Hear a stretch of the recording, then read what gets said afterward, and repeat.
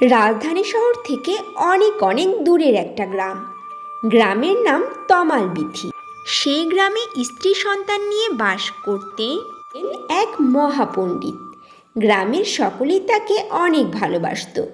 পৃথিবীর নানা বিষয় নিয়ে পণ্ডিত চিন্তা করতেন, ভাবতেন পৃথিবীতে নানা বর্ণের মানুষ জন্মাবার কি দরকার ছিল? গাছপালা, পাখপাখালি, জন্তু জানোয়ারের এমন আলাদা আলাদা চেহারা কেন হলো? নদীর পানি বর্ষাকালে একদিকে যায়, পাহাড়গুলো শুধু শুধু মাথা উঁচিয়ে দাঁড়িয়ে থাকে কেন? খিদে পাওয়া এক মহা ভেজালের ব্যাপার। রসগোল্লা মিষ্টি, ডালের বড়া ঝাল, আম এমন মিষ্টি কিন্তু নিম আবার তেতো। ধান গাছ ছোট আবার বট গাছ বিশাল, অথচ বটের ফল মানুষ খায় না। বট গাছে ধান ধরলেই তো মানুষের উপকার হতো। সারা বছর বট গাছের ধান কুড়িয়েই মানুষের অভাব মিটত। এমন সব নানান চিন্তায় পণ্ডিত সারাক্ষণ ব্যস্ত থাকত।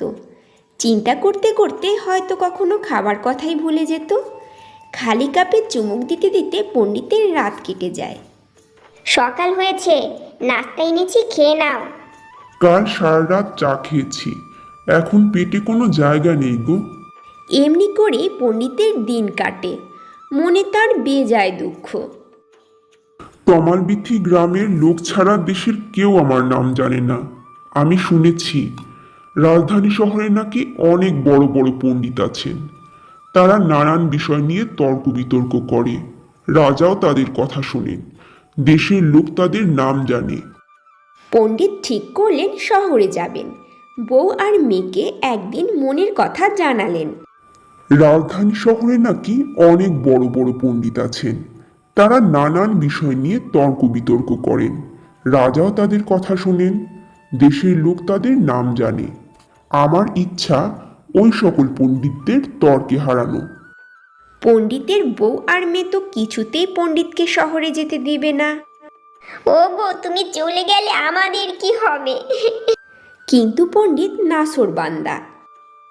আমায় যে ওখানে যেতেই হবে গো, তোমরা মন খারাপ করো না। আমি দেশের মহাপণ্ডিত হয়ে তবেই ফিরব। পণ্ডিত হিসেবে আমি যে সবার বড় এ কথা আমাকে প্রমাণ করতেই হবে। কি আর করা, অবশেষে বউ আর মেয়ে রাজি হলো। কিছু খাবার দাবার ও পথের জন্য টুকটাক জিনিস নিয়ে তিনি রাজধানীর পথে রওনা দিলেন। মাথায় টুপি, হাতে লাঠি আর কাঁধে ঝুলি নিয়ে পণ্ডিত চললেন। মনে তার খুব গর্ব। একবারটি শহরে যেতে পারলেই আমাকে আর পায় কে? দেশময় ছড়িয়ে পড়বে আমার নাম। দেশের লোক জানবে আমি তমালবিথি গায়ের মহাপণ্ডিত। পণ্ডিত রাজধানীর পথে চলেছেন। এক নদীর ধারে পৌঁছালেন। নদীর টলটলে পরিষ্কার পানি দেখে মনে হলো তার খুব পিপাসা পেয়েছে। টুপিটা একটা গাছের ছোপের মাথায় রেখে পণ্ডিত পানি খেতে নদীতে গেলেন। পানি খেতে গিয়েও মনে তার হাজার প্রশ্ন। পাড়ে দাঁড়িয়ে নানান কথা ভাবছেন। অনেকক্ষণ এভাবে দাঁড়িয়ে থাকার পর হঠাৎ তার মনে হলো, অনর্থক আমি সময় নষ্ট করছি। আমার তো রাজধানী যাওয়ার কথা। না না না না না না, কোনো পণ্ডিত ব্যক্তির তো এমন বোকামি করা সাজে না। নদী থেকে তাড়াতাড়ি উঠে আবার যাত্রা শুরু করলেন। পানি আর খাওয়া হলো না। হঠাৎ তার চোখে পড়ল ছোপের মাথায় একটা টুপি। ছোপের মাথায় টুপি দেখে পণ্ডিতের তো আর হাসি থামে না। হা হা হা হা হা, এ কি করেছে? হা হা হা হা হা। আহারে বেচারা, কোন ভুলো মনের মানুষ নিশ্চয়ই এটা রেখে গেছে। পণ্ডিত আবার পথ চলতে শুরু করলেন। চলতে চলতে একসময় সূর্য ডুবে রাত নেমে এলো। সারাদিন পথ চলায় খুব ক্লান্ত হয়ে পড়েছি। এখন আমার বিশ্রাম ও ঘুমের দরকার। ভেবেচিন্তে পণ্ডিত একটা গাছের তলায় ঘুমানোর ব্যবস্থা করলেন। সকাল হলে আবার আমাকে রাজধানীর দিকে যেতে হবে। পথঘাট তো আর আমার পরিচিত নয়। বিদেশ বিভুঁইয়ে পথ ভুল হলে আর রক্ষে নেই। পথের নিশানা রাতেই ঠিক করে রাখা দরকার। ভারী দুশ্চিন্তায় পড়ে গেলেন পণ্ডিত। হঠাৎ তার মাথায় বুদ্ধি খেলে গেল। লাঠির মাথাটা ঠিক রাস্তার মাঝখানে রাজধানীর দিকে তাক করে রাখলেই তো হয়। খুদ থেকে উঠে লাঠির মাথা বরাবর পথ ধরে গেলেই রাজধানী যাওয়া যাবে। যেমন চিন্তা তেমন কাজ। পণ্ডিত রাস্তার মাঝখানে লাঠির মাথা রাজধানীর পথের দিকে নিশানা করে রাখলেন, তারপর ঘুমিয়ে পড়লেন। ভোরবেলা এক পথিক ওই পথ দিয়েই যাচ্ছিল। পথের মাঝখানে লাঠি দেখে বড় কৌতূহল হলো তার। লাঠিটা নিয়ে পথিক চলেই যাচ্ছিল। হঠাৎ দেখে গাছতলায় অপরিচিত একজন লোক ঘুমিয়ে আছে। পথিক ভাবল, লাঠিটা হয়তো ওই লোকেরই হবে। তাই সেটা সেখানে রেখে পথিক নিজের পথে চলে গেল। কিন্তু লাঠিটা রাখার সময় ভুল করে মাথার দিকটা উল্টো দিকে ঘুরিয়ে রাখল। সকালে ঘুম থেকে জেগে উঠলেন পণ্ডিত। চারদিকে ভোরের আলোয় ঝলমল করছে।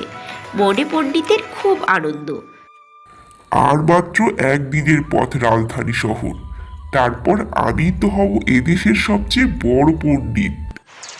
পাখির কিচিরমিচির, ভোরের আকাশে মিষ্টি আলোর ফুরফুরে হাওয়া, সব কিছুই অনর্থক মনে হয় পণ্ডিতের। নদী থেকে হাত মুখ ধুয়ে নাস্তা খেয়ে নিলেন। এখন তার যাত্রা করার সময়। ছোলাটা কাঁধে ঝুলিয়ে উঠে দাঁড়ালেন। লাঠিটা ঠিক রাস্তার মাঝখানে বসে আছে, যেন মালিকের জন্য অপেক্ষা করছে। পণ্ডিত লাঠিটা হাতে নিয়ে ধীরে ধীরে নিশানা বরাবর হাঁটতে শুরু করলেন। মন তার শান্ত, মুখ গম্ভীর। পণ্ডিতদের তো এমনিভাবেই থাকতে হয়। পণ্ডিত চলছেন লাঠির নিশানা বরাবর। কিছু দূর চলার পর দেখা গেল একটা গাছের ঝোপের মাথায় টুপি। হা হা হা হা হা হা হা হো হো হো হো হো হো হো হা হা হা হা হা। এই এলাকার সব লোকগুলো বোকারাম। পরপর দুদিন দেখা গেল এরা গাছের মাথায় টুপি পরিয়ে রেখেছে। হা হা হা হা হা। পণ্ডিত হাসতে হাসতে নিজ পথ ধরে চলতে লাগলেন। পণ্ডিত একা একা পথ চলছেন, হাতে তার লাঠি আর পিঠে ঝোলা। দুপুর গড়িয়ে তখন বিকেলবেলার নরম আলো ছড়িয়ে পড়েছে। মাঠের শেষ প্রান্তে গ্রামের বাড়িঘর আর মানুষের আনাগোনা দেখা যাচ্ছে। পণ্ডিত তো মহা খুশি। রাজধানীতে যে সময় আমার পৌঁছানোর কথা, তার অনেক আগেই তো আমি পৌঁছে গেছি। ঠিক তখনই একজন লোক পণ্ডিতকে সালাম জানিয়ে চলে গেল। পণ্ডিত মনে মনে খুশি হলেন। এখানকার মানুষগুলো বেশ ভালো, অপরিচিত লোককেও তারা সম্মান করে। ধানের ক্ষেত আর বাগানের ধার দিয়ে হাঁটতে হাঁটতে পণ্ডিত খুব অবাক হচ্ছেন। রাজধানীর সঙ্গে আমার গ্রাম তমালবিথির কি অদ্ভুত মিল। আমি তো শুনেছি রাজধানীতে দালান কোঠা আর নানান রকম দেখার জিনিস আছে, কিন্তু এখন তো দেখা যাচ্ছে সবকিছুই তমালবিথি গ্রামের মতোই। এমনকি এখানকার মানুষগুলোর চেহারাও একই রকম। এক বাগিচার মধ্য দিয়ে হাঁটার সময় দেখেন তার নিজের বাগানের মতোই হুবহু দেখতে। পৃথিবীতে এমন আশ্চর্য ঘটনাও তাহলে ঘটে? পণ্ডিত একা একা হেঁটে চলেছেন। সামনে একটু দূরে সুন্দর ফুটফুটে একটি মেয়ে, তাকে দেখে কে যেন বলছে। কি আশ্চর্য, মেয়েটি তো দেখতে ঠিক আমার নিজের কন্যার মতো। ততক্ষণে মেয়েটি তার সামনে এসে দাঁড়িয়েছে।